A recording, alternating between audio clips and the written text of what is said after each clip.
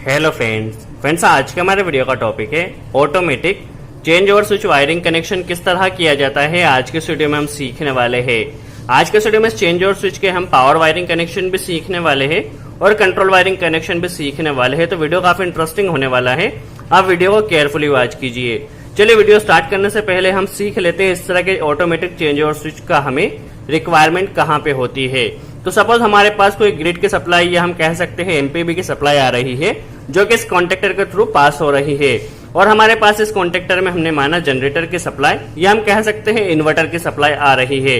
तो जब भी हमारी ग्रिड की सप्लाई फेल होती है या पावर ऑफ होती है तो उस कंडीशन में ऑटोमेटिकली इस जनरेटर की पावर ने हमारे स्टार्ट हो जाना चाहिए, या हम कह सकते हैं इन्वर्टर की पावर ने ऑटोमेटिकली आ जाना चाहिए। और जैसे ही ग्रिड की पावर वापस आती है तो हमारे एमपीबी की सप्लाई ने स्टार्ट हो जाना चाहिए और हमारा जो लोड है उसने इस ग्रिड की पावर से चलना चाहिए।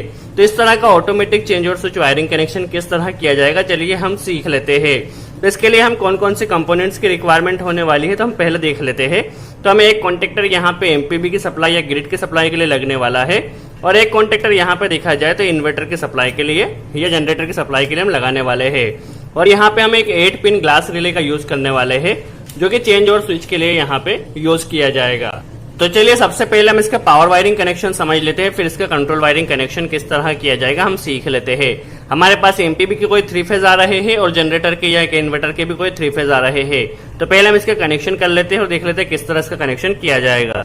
तो चलिए चेंज ओवर स्विच के हमने पावर वायरिंग कनेक्शन कर लिए हैं। पावर वायरिंग कनेक्शन में हमने किया है, चलिए थोड़ा समझ लेते हैं। यहाँ पे हमारे पास एमपीबी के ग्रिड के आरवाईबी सप्लाई आई है जो कि यहाँ से हमारे लोड में जा रही है। ठीक है, यहाँ से हमारा लोड जो भी कनेक्ट है वहां पे आरवाईबी हमारे ये चला गए ग्रिड के। यहाँ से हमारे पास जनरेटर के आरवाईबी आ रहे हैं जो कि आरवाईबी इस तरह से आए हैं, और ये हमने क्या किया है, जो जनरेटर का आउटपुट है उसे ले जाके हमने यहाँ पे जो ग्रिड का इनपुट है यहाँ पर इसे हमने कनेक्ट कर दिया है। यहाँ पे हम कॉन्टेक्टर में इंटरलॉकिंग भी करने वाले ताकि एट ए टाइम कोई भी हमारा एक कॉन्टेक्टर ऑपरेट हो। तो ये हम बेसिकली जब हम इसमें कंट्रोल वायरिंग करेंगे तब हम करने वाले हैं। तो जब एमपीबी की सप्लाई आएगी तो आरवाईबी यहाँ से चली जाएगी, जब हमारी एमपीबी की सप्लाई ऑफ हो जाएगी और जब ग्रिड की सप्लाई आएगी तो यहाँ से आरवाईबी होते हुए हमारे पहले यहाँ पे आएगी और यहाँ से ग्रिड की सप्लाई हमारे लोड में चली जाएगी। तो जब एमपी की सप्लाई चलेगी तो इस तरह से सप्लाई जाएगी, और जब ग्रिड की सप्लाई चलेगी तो ये कॉन्टेक्टर हमारा ऑफ हो जाएगा, यहाँ से आरवाईबी आएगा और यहाँ से हमारे लोड में चले जाएंगे। तो काफी सिंपल वायरिंग कनेक्शन थी, ये जस्ट हमारा पावर वायरिंग कनेक्शन था जो कि ऑटोमेटिक चेंज ओवर स्विच के लिए जरूरी था। चलिए अब हम कंट्रोल वायरिंग कनेक्शन समझ लेते हैं किस तरह किया जाएगा। चलिए अब हम ऑटोमेटिक चेंज ओवर स्विच के पावर वायरिंग कनेक्शन के बाद कंट्रोल वायरिंग कनेक्शन समझ लेते हैं। तो इसके लिए हमें क्या करना है, चेंज ओवर के लिए हम जस्ट एक रिले को यूज कर रहे हैं जो कि 220 वोल्ट एसी पे ऑपरेट होता है। हमारे जो दोनों कॉन्टेक्टर है इसमें भी यदि आप देखें तो यहाँ पे भी 220 वोल्ट एसी 50 हर्ट्ज पे ऑपरेट होते हैं। इसके अलावा 8 पिन ग्लास रिले के ऊपर यदि आप डिटेल में सीखना चाहते हैं तो हमने वीडियो बनाया जिसकी लिंक आपको डिस्क्रिप्शन में मिल जाएगी। जस्ट ओवरव्यू के लिए समझे, इसमें 2 CO दैट मींस इसमें 2 कॉमन, 2 एनो और 2 एनसी पॉइंट होते हैं। क्या होते हैं जस्ट समझ लेते हैं। इसमें 2 और 7 क्या होती है, कॉइल होती है जिसे ऑपरेट करने के लिए हमें 2 और 7 में क्या देना होता है, 220 वोल्ट देना होता है जो कि ये पॉइंट होते हैं। जैसे इसमें फेज और न्यूट्रल मिलेगा हमारा रिले ऑपरेट हो जाएगा। उसके बाद यदि देखा जाए तो इसमें 1 क्या होता है, कॉमन होता है जो कि ये वाला पॉइंट होता है। 1 के साथ यदि देखा जाए तो 4 क्या होता है, एनसी होता है। 1 के साथ 4 एनसी होता है जो कि ये वाला पॉइंट होता है, ये वाला। 1 के साथ 3 क्या होता है, एनो, तो ये एनो पॉइंट होता है।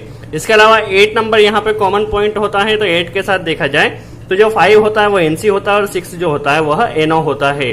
चलिए अब हम इसका कनेक्शन सीख लेते हैं किस तरह किया जाएगा। चलिए हमने माना कि ये जो 2 वायर है फेज और न्यूट्रल ये हमारे आ रहे हैं एमपीबी के लिए, या हम कह सकते हैं ग्रिड से आ रहे हैं, और ये 2 वायर फेज और न्यूट्रल आ रहे हैं हमारे जनरेटर से। अब हम इसकी कंट्रोल वायरिंग समझने वाले। बेसिकली ये हमारे जनरेटर के लिए कॉन्टेक्टर है, तो जनरेटर के लिए कॉन्टेक्टर जो भी इसमें हम न्यूट्रल कनेक्ट कर देते हैं, और जो ग्रिड के लिए न्यूट्रल कॉन्टेक्टर इसमें भी हम दोनों के सेपरेट न्यूट्रल कनेक्ट कर देते हैं। जब जनरेटर का सप्लाई आएगी तो यहाँ से न्यूट्रल इससे मिलेगा, जब बेसिकली ग्रिड की सप्लाई होगी तो न्यूट्रल इससे ग्रिड का न्यूट्रल मिलेगा। चलिए अब हम इसकी कंट्रोल वायरिंग कनेक्शन स्टार्ट करते हैं। जैसे कि हमारे पास यहाँ पे 2 इसे क्या है, 2 कॉमन, 2 एनो, 2 एनसी पॉइंट है। तो एक कॉमन जो 8 नंबर का पॉइंट है उसे हम यूज कर रहे हैं जो हमारी ग्रिड की एमपीबी की सप्लाई है उसके लिए। तो इसे 8 नंबर में हम कनेक्ट कर देते हैं एमपीबी की सप्लाई को। तो एमपीबी को हमने 8 नंबर में कनेक्ट कर दिया ग्रिड की सप्लाई को, और जो हमारी जनरेटर की सप्लाई आ रही है इसे हम दूसरे कॉमन में जो कि 1 नंबर का कॉमन है इसे 1 नंबर में कनेक्ट कर देते हैं। तभी हमने क्या किया है, दोनों ही सप्लाई को रिले के दोनों कॉमन पॉइंट में यहाँ पे कनेक्ट कर दिया है। चलिए अब सबसे मेन इंपॉर्टेंट कॉन्सेप्ट है तो किससे हमें कब ऑपरेट करना है। तो जो हमारी एमपीबी की सप्लाई है, एमपीबी की सप्लाई कब ऑपरेट होना चाहिए, जब रिले हमारा ऑपरेट हो तब इस एमपीबी की सप्लाई ना ऑपरेट होना चाहिए। तो 8 के साथ जो 6 नंबर का एनो पॉइंट है, कॉमन के साथ जो एनो पॉइंट है, एनो में सप्लाई कब आएगी, जब हमारा रिले ऑपरेट होगा। तो इसे हम 6 नंबर में एनो में कनेक्ट कर लेते हैं और इससे ले जाके हम हमारे कॉन्टेक्टर को ऑपरेट कर लेते हैं। दैट मीन्स क्या होगा, कॉन्टेक्टर में से हम यहाँ पे A1 में तो हम कनेक्ट कर लेते हैं, A2 में हमने न्यूट्रल दिया है, इसे A1 में कनेक्ट कर देते हैं। तो चलिए इसे हमने A1 में यहाँ पे कनेक्ट कर दिया है। दैट मीन्स जब रिले हमारा ऑपरेट होगा तो रिले के ऑपरेट होने पे यहाँ से सप्लाई निकलेगी एनो से और जाके हमारे कॉन्टेक्टर को ऑपरेट करेगी। दैट मीन्स जब रिले ऑपरेट होगा तब हमारे एमपीबी का सप्लाई भी ऑन होगी। चलिए अब जब हमारा रिले स्टॉप हो, जब रिले हमारा स्टॉप होगा तो हमारे जनरेटर की सप्लाई ने ऑन होना चाहिए। तो रिले के हमने क्या नंबर A1 नंबर यूज किया था। तो रिले स्टॉप हो तब यहाँ से सप्लाई निकलना चाहिए। दैट मीन्स जब एनसी से सप्लाई निकलेगी जब रिले स्टॉप होगा तो 1 के साथ यहाँ पे देखा जाए तो जो हमारा 4 नंबर देखा जाए तो यहाँ पे एनसी है, तो हमें एनसी को यूज करना है जनरेटर की सप्लाई को ऑन करने के लिए। और एमपीबी की सप्लाई को ऑन करने के लिए हमें एनओ यूज किया था और जनरेटर के लिए यहाँ पे दूसरे कॉमन के साथ जो एनसी पॉइंट है, एनसी पॉइंट को यूज करके हमें कॉन्टेक्टर की कोयल में यहाँ पर कनेक्ट कर देना है। तो ये हमारा कनेक्शन जो चेंज ओवर का था, चेंज ओवर का कंप्लीट हो गया। जब रिले ऑपरेट होगा तो एमपीबी की सप्लाई आएगी, जब रिले स्टॉप होगा तो जनरेटर की सप्लाई जाएगी। अब सबसे मेन कॉन्सेप्ट यह है कि हमें रिले को ऑपरेट कहां से करना है। तो जो हमारी एमपीबी की सप्लाई आई है, रिले को हमने एमपीबी की सप्लाई से ही ऑन करना है। तो जो फेज न्यूट्रल हमारे पास 220 की जो हमारे एमपीबी की सप्लाई आई है, यहीं से हमें फेज न्यूट्रल इस रिले में भी कनेक्ट कर देना है। तो चलिए हमारी जो एमपीबी के ग्रिड की सप्लाई आ रही है उससे हमने एक फेज कनेक्ट किया है यह, और इसे लाके हम 2 नंबर में यहाँ पे कनेक्ट कर देते हैं। आप किसी में भी कनेक्ट, ये 7 नंबर में हम यहाँ पे कनेक्ट कर देते हैं। 7 नंबर जो इसकी कॉइल है जहाँ पे हमें 220 वोल्ट देना है, तो यहाँ पे हम फेज कनेक्ट कर देते हैं। और जो 2 नंबर पॉइंट है यहाँ पे हम न्यूट्रल कनेक्ट कर देते हैं। तो आप फेज न्यूट्रल कॉइल में कहीं भी कनेक्ट कर सकते हैं, क्योंकि 220 वोल्ट का इससे कोई फर्क नहीं पड़ने वाला है। तो ध्यान रखिए, रिले को ऑपरेट करने के लिए आपको जो एमपीबी की सप्लाई है, एमपीबी की सप्लाई को कनेक्ट करना है। और इसे ग्रिड के कॉन्टेक्टर को स्टार्ट करने के लिए रिले का एनो यूज करना है और जनरेटर के लिए एनसी यूज करना है। तो चलिए ये हमारा कनेक्शन बनकर कंप्लीट हो गया। एक बार इसे हम ऑपरेट करके देख लेते हैं किस तरह यह ऑपरेट हो रहा है। चलिए अब हम दोनों पावर को पहले ऑन कर लेते हैं, एमपीबी की भी और जो हमारे जनरेटर की आ रही है वह भी।